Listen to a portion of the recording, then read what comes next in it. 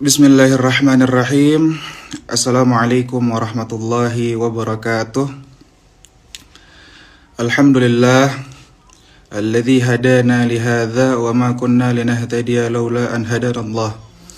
Allahumma aslih ummata Muhammadin sallallahu alaihi wasallam wa farrij an ummati Muhammadin sallallahu alaihi wasallam warham ummata Muhammadin sallallahu alaihi wasallam wansyur wahfadh wa ayyid nahdatal watani fil alamin bihaqqi Muhammadin sallallahu alaihi wasallam. Alhamdulillah, kita bersyukur kepada Allah Subhanahu wa taala pada sore hari ini jam 15.41 waktu Kairo.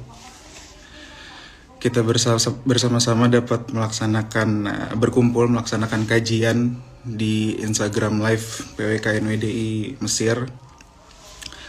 Bagaimana puasanya kawan-kawan sekalian?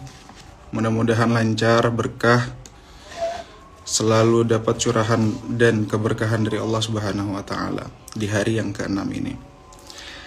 Alhamdulillah, pada kesempatan sore hari ini saya ingin menyampaikan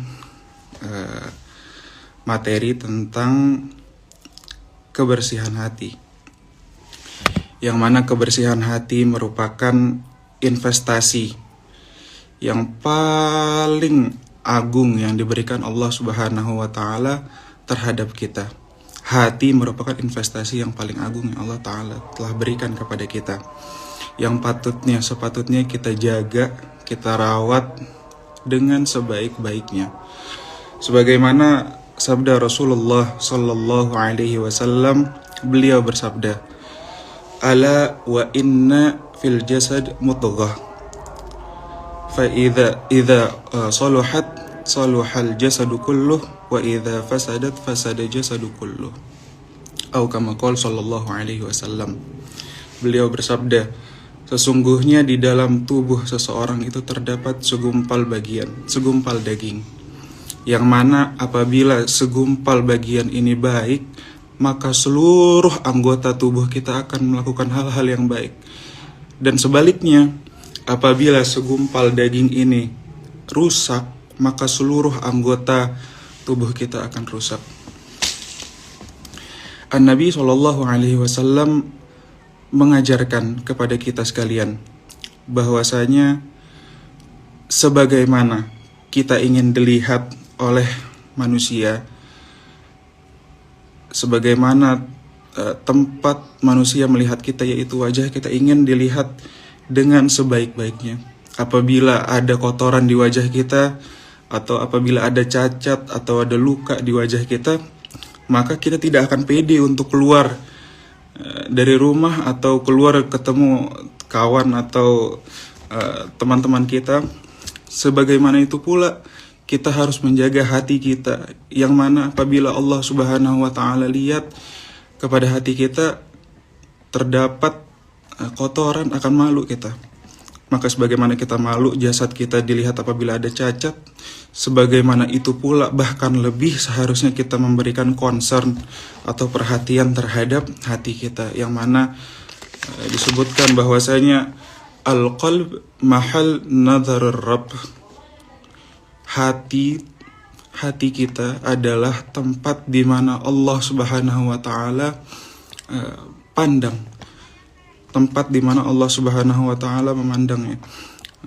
An-Nabi sallallahu alaihi wasallam bersabda, "Innallaha la yanzur ila suwarikum wa la ila ajsadikum wa innallaha yanzur ila qulubikum." Sesungguhnya Allah Subhanahu wa taala tidak memandang terhadap apa yang kita pakai, tidak mementingkan dan tidak memberikan perhatian terhadap apa yang kita punya, apa yang kita pakai. Akan tetapi Allah Subhanahu wa taala melihat terhadap hati kita. Maka sungguh rugi apabila ketika Allah Subhanahu wa taala melihat hati kita terdapat di dalam hati kita penyakit ataupun hal-hal yang tidak diridhoi oleh Allah Subhanahu wa taala.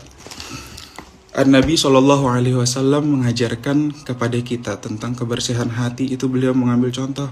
Beliau bersabda, "Aya'jaz ahadukum an yakuna mithla Abi Dhamdham Tidak mampukah di antara kalian seperti Abu Dhamdham? Siapa itu Abu Dhamdham? Beliau adalah orang yang apabila keluar rumah dan beliau tidak mempunyai uang, beliau berkata, "Ya Rabb, al-yawm tasaddaqtu bi'irdi." Ya Allah, hari ini aku bersedekah dengan kehormatanku. Maksudnya apa dengan kehormatan beliau?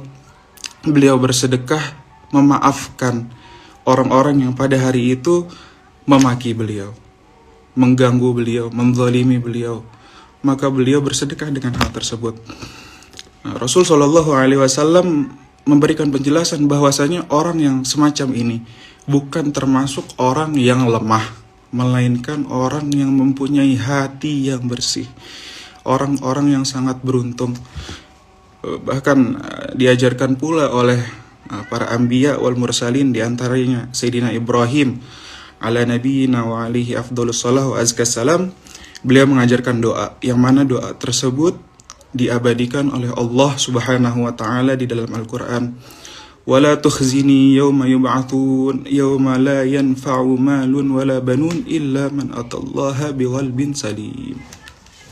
Ya Allah, jangan Engkau hinakan aku di hari kebangkitan, hari di mana harta, hari di mana keluarga tidak membawa manfaat, kecuali orang-orang yang menghadap Allah Subhanahu wa taala membawa hati yang selamat. Tadi disebutkan bahwasanya al-qalb mahal nadharur Rabb. Hati itu adalah tempat Allah Subhanahu wa taala memandang kita. Maka sebagaimana wadah, apabila terdapat kotoran di wadah tersebut, mau diisi apapun, mau diisi kebaikan, mau diisi hasanat, tidak akan tampak kecuali wadah tersebut seyogianya harus bersih dulu. Jadi para ulama menjelaskan bahwasanya seharusnya kita takhallid dulu, yaitu membersihkan hati, baru diisi dengan hasanat.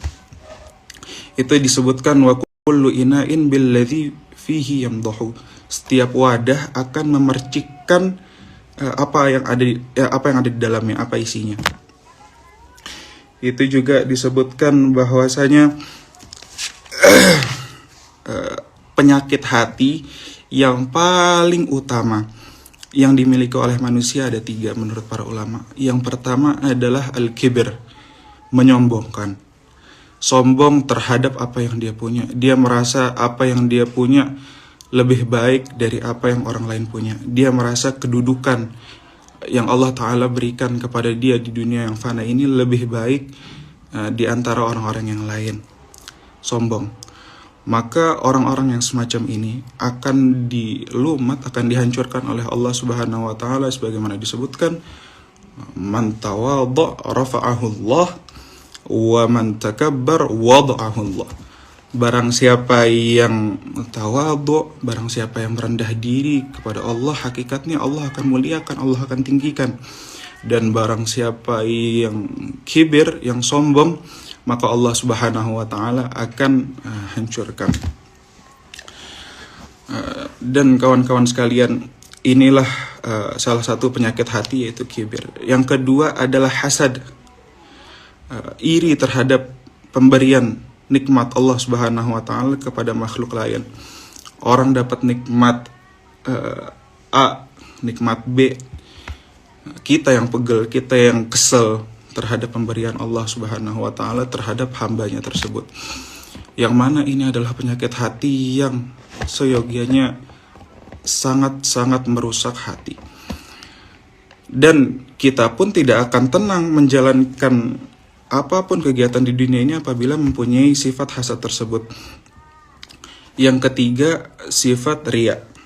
Sifat riya ini merasa lebih baik dari orang lain, yang mana juga termasuk dari 3 sifat yang menurut para ulama paling sering dimiliki dan paling sering menggerogoti hati para manusia. Maka saudara-saudara sekalian, sebagaimana kita ingin dibaguskan penampilan jasad luar kita, sebegitu pula lah kita harus memberi perhatian terhadap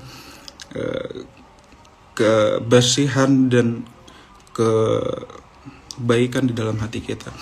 Apalagi di dalam bulan suci Ramadan ini, di mana setiap kebaikan dilipat gandakan oleh Allah. Allah menebar, Allah meluaskan seluas-luasnya rahmat bagi para hambanya untuk dapat menikmati hasil pemberian rahmat Allah Subhanahu wa taala di bulan ini.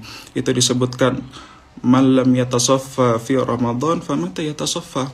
Barang siapa orang yang tidak membersihkan hati, tidak mengambil dengan sebaik-baiknya kesempatan pada bulan yang suci ini untuk membersihkan hati, maka kapan lagi waktu yang lebih baik dari ini?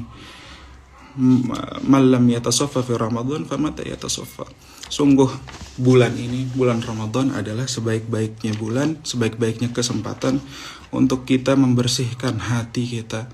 Sungguh rugi bagi kita misalkan kita tidak mengambil kesempatan yang sangat agung ini untuk membersihkan hati kita, yang mana hati itu adalah madar, yaitu fondasi untuk dalam keimanan kita. Akan tetapi di dalam bulan yang suci ini, bulan yang baik ini, bulan di mana Allah menebarkan segala rahmat, segala kasih sayang, segala ampunan, dan ditutup segala pintu-pintu neraka, ada beberapa macam golongan yang diharamkan oleh Allah Subhanahu wa taala mendapat segala kenikmatan. Nah, siapa mereka? Ada 4 diantaranya. Yang pertama Qati'ur Rahim, yang kedua Aqlu Walidayh, yang ketiga Mudmin Khamar, dan yang keempat Masyahin. Siapa itu? Yang pertama adalah orang yang memutus tali silaturahim. Di dalam bulan suci Ramadan ini, kita dari kemarin juga pembahasannya, para tuan guru sebelumnya disebutkan bahwasanya seyogianya sebaiknya kita memasuki bulan suci Ramadan ini, sebelum memasuki bulan suci Ramadan ini, hendaknya kita menyambung tali silaturahim kita. Apabila ada salah-salah kata, apabila ada kesalahan kita terhadap teman kita atau keluarga kita atau kerabat kita, hendaknya kita menyambung tali silaturahim ini. Karena sungguh rugi bahwasanya orang yang memutus tali silaturahim ini akan diharamkan oleh Allah Subhanahu wa taala mendapat rahmatnya. Yang kedua adalah Aqlu Walidayh, yaitu durhaka kepada kedua orang tua. Kita aja yang pertama tadi disebutkan kita dilarang untuk memutus tali silaturahim.